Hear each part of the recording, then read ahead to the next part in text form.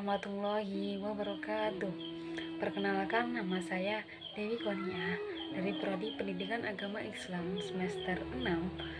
Yakni saya di sini akan sedikit mengulas tentang pembahasan ujian tengah semester saya yang mereview materi tentang perbandingan pendidikan. Sebelumnya saya akan menjelaskan apa sih perbandingan pendidikan dari pengertiannya sendiri, yakni perbandingan tentang sistem pendidikan beserta problematikanya di negara yang berbeda-beda. Maksudnya di sini bahwasannya kita mencari problem-problem pendidikan yang ada di negara-negara lain, tidak hanya di Indonesia, yakni di luar negeri seperti Jepang, Norwegia, Amerika, Timur Tengah, Palestina. Masih banyak lagi negara-negara yang perlu kita ketahui dan kita bandingkan perbedaannya, pendidikannya yang ada di sana-sana. Nah, sebelum kita menjerumus ke perbandingan pendidikan sendiri, sebelum kita mengaktualisasikan apa perbandingan pendidikan, sebaiknya sebelumnya kita harus menentukan dulu waktu.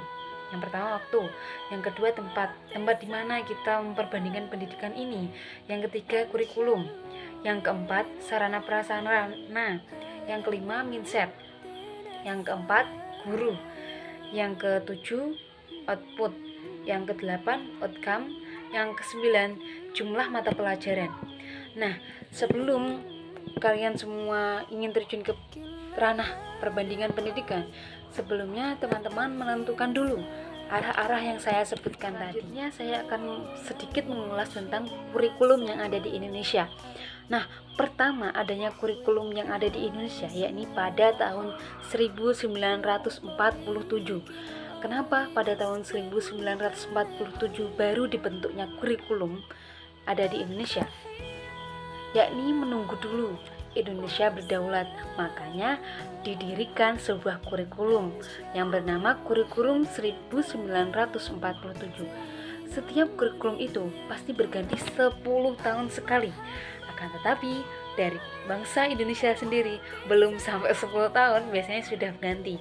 Biasanya ganti menteri, ganti kurikulum yang biasa disebutkan begitu. Tapi tidak, setelah diteliti juga bahwa kurikulum itu ganti pada 10 tahun sekali. Yang pertama pada tahun 1947,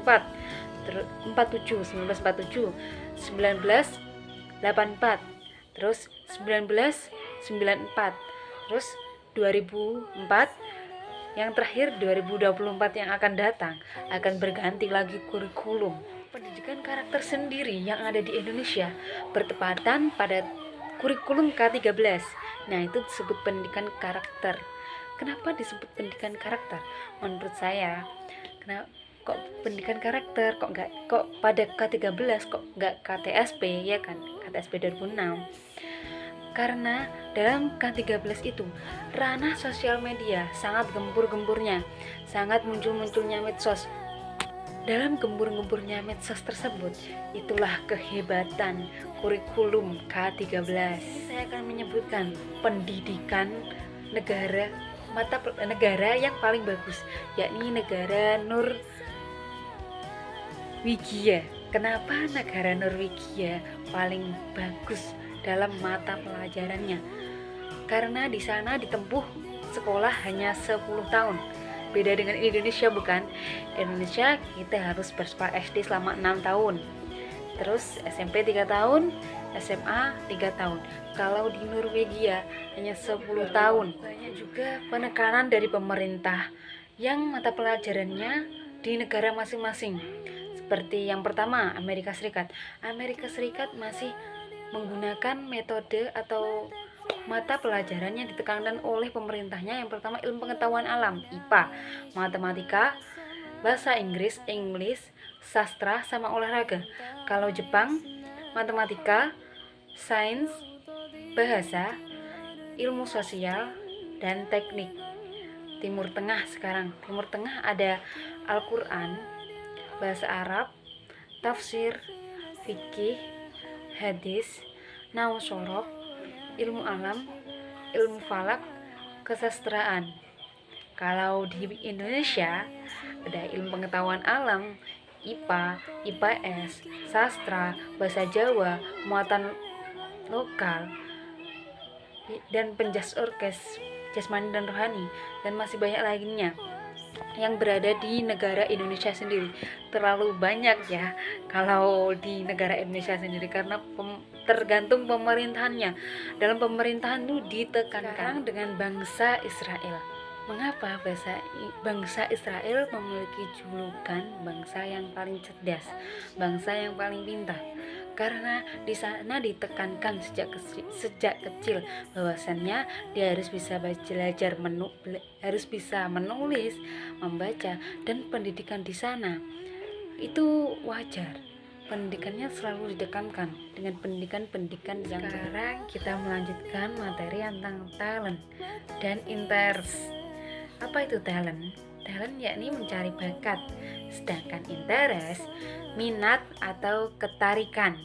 Nah, bisa diartikan hanya minat atau ketarikan, yakni bisa dikatakan bahwa talent itu seperti bunga yang mekar, mawar, afta, ASEAN Free Trade Area, yang artinya perdagangan bebas jasa tingkat Asia Tenggara.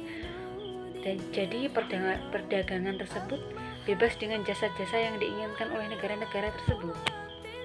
Mengapa juga bangsa Indonesia itu belum menuntaskan minat-minat atau interest yang dilakukan oleh pemerintah? Karena banyak juga bangsa Indonesia yang pola makannya belum teratur. Kalau di Jepang itu wajib makan ikan setengah matang. Ya, kalau di Indonesia, apakah mau seperti itu? Ada yang mau, ada yang tidak, tapi mayoritas. Biasanya orang Indonesia itu nggak mau kalau makan setengah matang. Biasanya kan itu kayak jijik gitu. Ya. Seperti contoh dalam berangkat haji, dalam kenaikan haji di Mekah, di Madinah, kalau kita beribadah haji, perbedaan orang Indonesia sama orang Jepang. Orang Jepang kalau berangkat haji itu di sana untuk membersihkan tempat-tempat yang kotor, mengumpulkan sampah-sampah untuk dibuang ke tempatnya. Ya, kalau orang Indonesia biasanya itu bisa mayoritas itu kebanyakan yang selfie terus mengunggah ke sosial media masing-masing untuk menguntungkan bahwasannya dirinya udah melaksanakan ibadah haji atau umroh. Ada juga ayat-ayat tentang bekerja keras. Ada pada ayat Al-Jumu'ah ayat 10. Pada Quran surat Al-Jumu'ah ayat tentang independent learning. Apa sih independent learning itu? Yakni tingkat pembelajaran yang mandiri. Jadi kita seharusnya itu dituntut untuk mandiri, belajar mandiri. Akan tetapi kita masih membutuhkan orang lain untuk mempelajari apa yang kita belum tahu tentang pembelajaran tersebut. Nah, juga ada RBL, Research Based Learning. Apa sih Research Based Learning itu? Yakni pembelajaran berbasis riset. RBL sendiri kalau di negara Indonesia itu masih tingkatannya rendah, beda kalau ada di negara Jepang. Itu tadi ulasan dari review materi saya setelah sebelum UTS sampai UTS ini. Nah, soal yang kedua yakni tentang kurikulum yang saya inginkan itu kurikulum seperti apa? Ya, saya menginginkan kurikulum itu seperti KTSP 2006, KTSP yang dulu. Mengapa saya memilih itu? Karena pada KTSP tersebut warga Indonesia itu belum terlalu menekankan atau mengetahui tentang adanya teknologi. Nah, dia itu bekerja keras untuk membaca buku, untuk mengetahui apa sih maksud dari pembelajaran ini. Dia itu keponya itu bukan dari internet atau Google, akan tapi dia mencari-cari di buku-bukunya, di buku-buku perpustakaan maupun di yang lain, bertanya kepada temannya.